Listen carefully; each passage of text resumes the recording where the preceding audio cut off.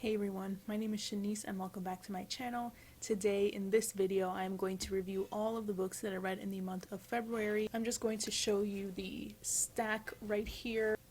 It's not as big as last month, but that's okay. I had quite a mixed reading month, but I found some really good books. So let's begin with the first one. So the first book that I finished was my big book challenge for the month of February, and I continued in A Song of Ice and Fire with A Clash of Kings, book 2, written by George R. R. Martin. So we do pick up right where book 1 leaves off. And I guess spoilers for any of you who really don't know anything about Game of Thrones, anything that happens in the first book. Ned Stark has been killed for treason. He's been decapitated by Joffrey and the Lannisters, and this sets off a war of a bunch of lords vying for what they believe is their right to the Iron Throne. Currently, Joffrey is the Lord of the Seven Realms. But obviously, if you know what happens in book 1, then you know that not very many people agree with this. So we've got the eldest Baratheon, Stannis, who thinks that he is the rightful heir to the throne. We have Renly, the other Baratheon brother, who honestly just thinks he's more charismatic than Stannis and he should be king. He thinks Stannis is unlikable, which to me is not really reason enough, but sure, he wants to be king too. We've got Robb Stark, who of course is Ned's eldest son. He declares himself king of the North now that his father has died and, is at war with the Baratheons as well as the Lannisters because of what they did to his father. We've also got Theon Greyjoy, who was Robb Stark's one of his closest friends, who now leaves to the Iron Islands where he's originally from. He is calling himself the heir to the Iron Islands, although practically no one from the Iron Islands thinks that he's really from there anymore since he grew up in Winterfell with the Starks. So he's got his delusions about that. We already know about Joffrey, whatever. And then there's Daenerys, who is a Targaryen, and because of the history of how the throne was taken from the Targaryens, she feels that it's her right to reclaim it, essentially. So all of that, all of that war, all of that tension, all of that political intrigue is the basis for this book. So in this book, I would say my favorite points of view to read were Tyrion and Davos. I actually quite like Stannis. Seems that some characters in the book and also some readers think he's really cold and, like I said, unlikable and kind of standoffish, but to me he's a voice of reason, minus the spiritual god of light thing that's he's obsessed with right now.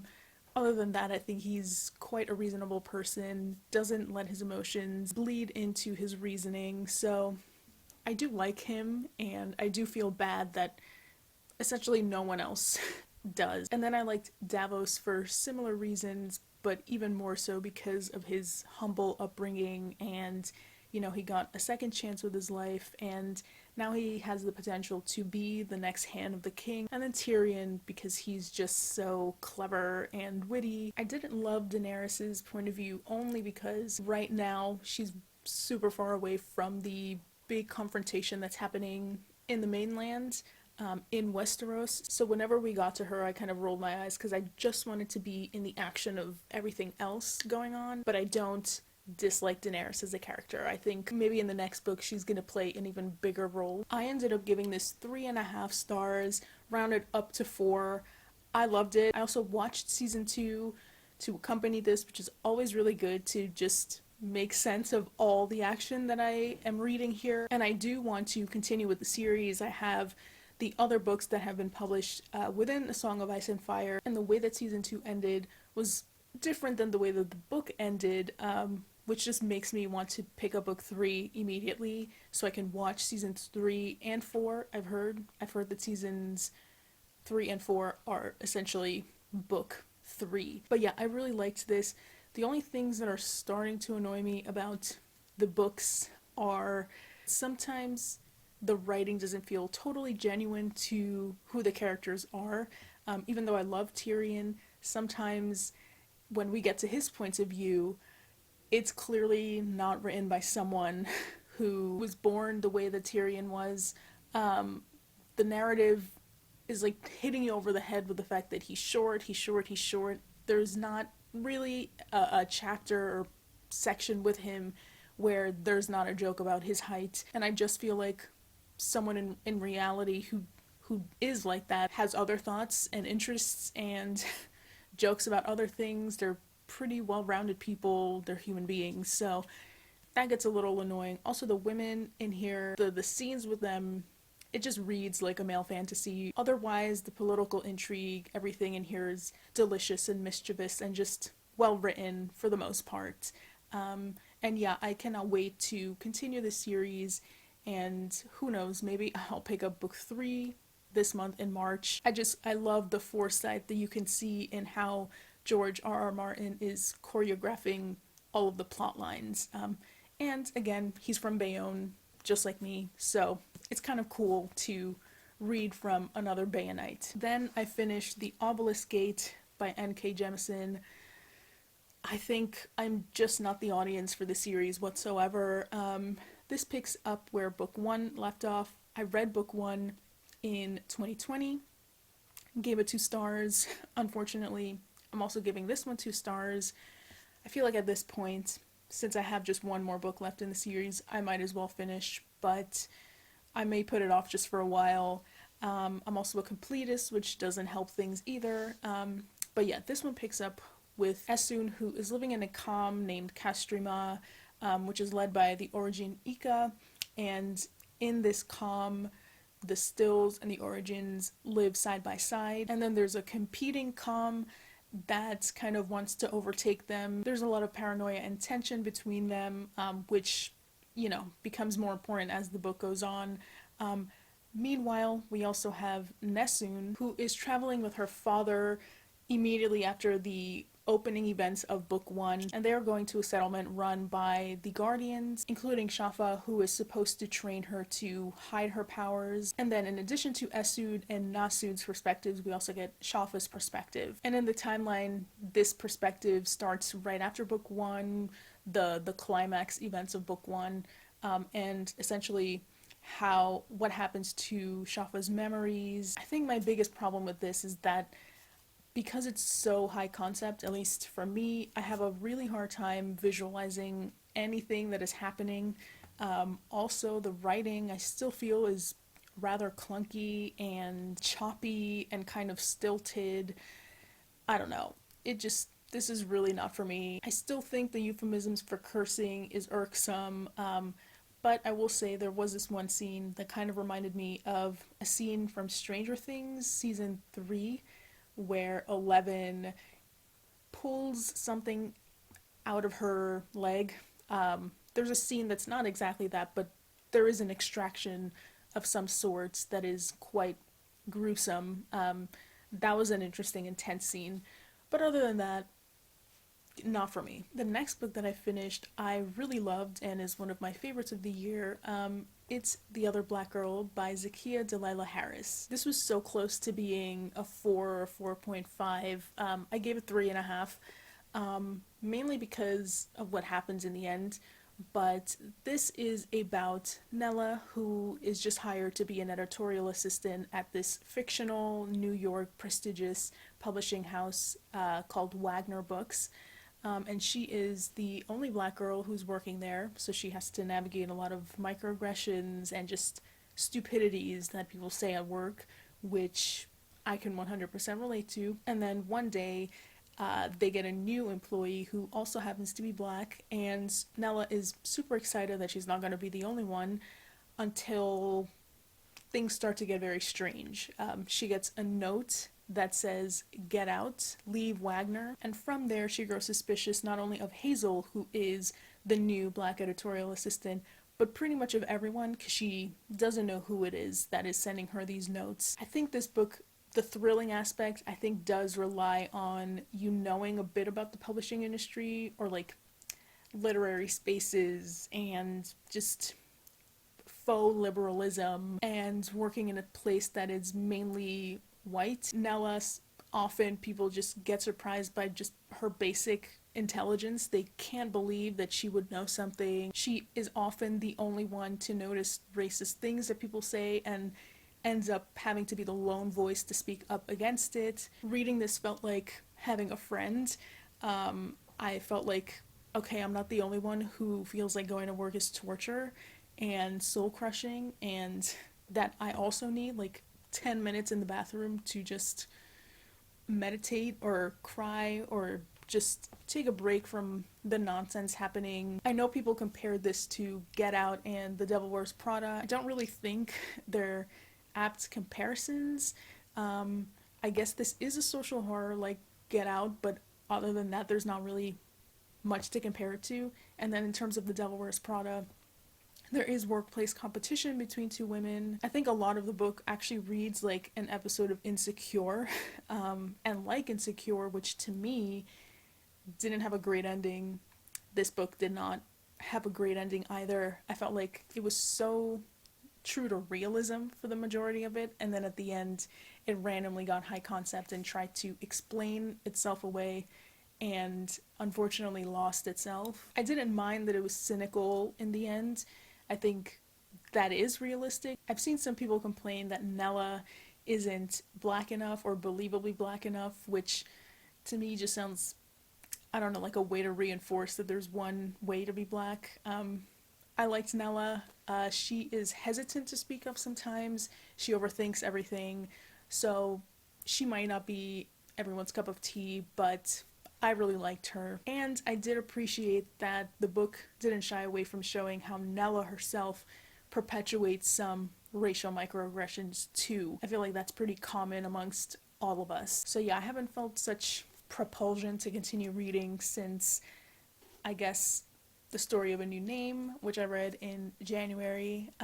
So this was just a pleasure to read, and yeah, I loved it. I definitely am going to count this in one of my top reads of this year. Next, I read Love in a Fallen City by Eileen Chang, which was translated by Karen S. Kingsbury, and I gave this 3 stars. This is a short story collection which features 6 stories.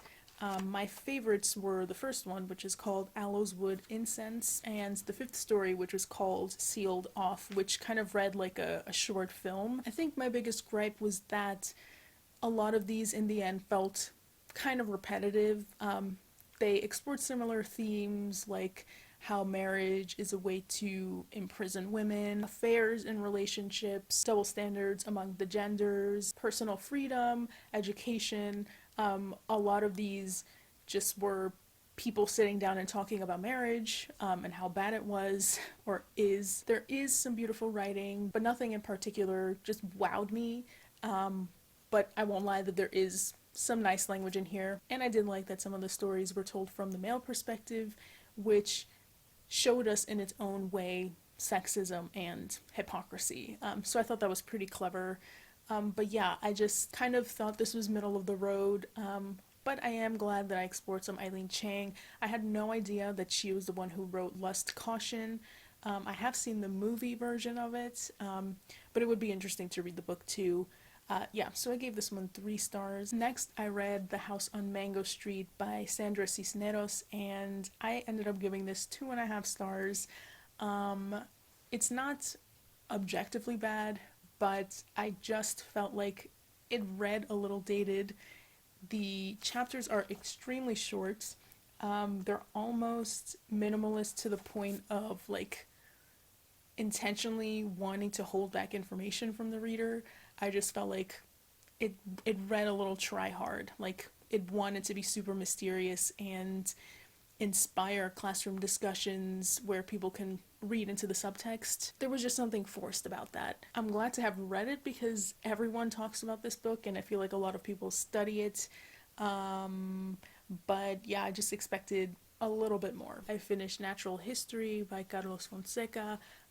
In Spanish it's Museo Animal, and I gave this one 2 stars. I'm glad I tried it. That is part of my challenge, to read as widely as possible within, Latin American literature. This one just unfortunately was not for me. It was about a curator who works for a natural history museum. He lives in New Brunswick, and one day he is kind of rummaging through things and finds the archives for this project that he worked on many years ago with a designer named Giovanna Luxemburg, this mysterious designer that wanted to work with him on this project to analyze and philosophize about the similarities between humans and the rest of the animal kingdom, and just bring on different disciplines like politics, and like I said, philosophy, literature, the arts, just very high concept and cerebral, but it didn't really finish or go anywhere. And so in the present, when the narrator finds this archive, he starts reading through it and realizing that there's a lot more mystery about who Giovanna was, and he goes about trying to find out who exactly she was. And through this, we just kind of branch off into several different timelines, several different perspectives from different characters that in the end does culminate in explaining kind of who Giovanna was and what she was involved in, and what all these characters have to do together, and what it all has to say about art and the importance of art and new lives, new names, second chances, and the mystery of an author, kind of like what Bard says about the death of the author. So interesting topics are definitely written about here. The writing is solid. It's incredibly academic, I would say, which is not a surprise, given that the author does have an extensive academic background, but it has a very dense and highbrow angle to the writing, which at times is just a little unbearable, to be honest. And already it's complicated with the different timelines, the different characters, the layers upon layers of storylines. Sometimes it was like Calvino, sometimes it was a little Nabokovian, which, I mean, those are two authors that I love, but it kind of missed a little bit of the magic that they had.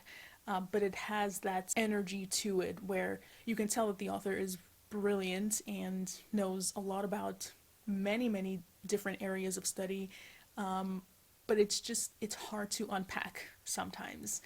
And I didn't find that the ending here was worthwhile, but again, I am happy that I did give this a chance. It was my challenge, my Latin American challenge for the month. For that, I am grateful. Cannot say I loved the experience of it. I think maybe if this was something I had to read for university, where I had to go to lectures about it, and just read it in a wider context, maybe I would have liked it more, but just as a casual read, not the best. Alright, and those were all the books that I read in the month of February. Let me know what you read in the month of February, and also let me know some of your thoughts on the books that I mentioned here. Have you read some of them? Did you like them? Did you not? I'm really excited to see what you guys have to say, and I will see you all next time in my next video. Bye.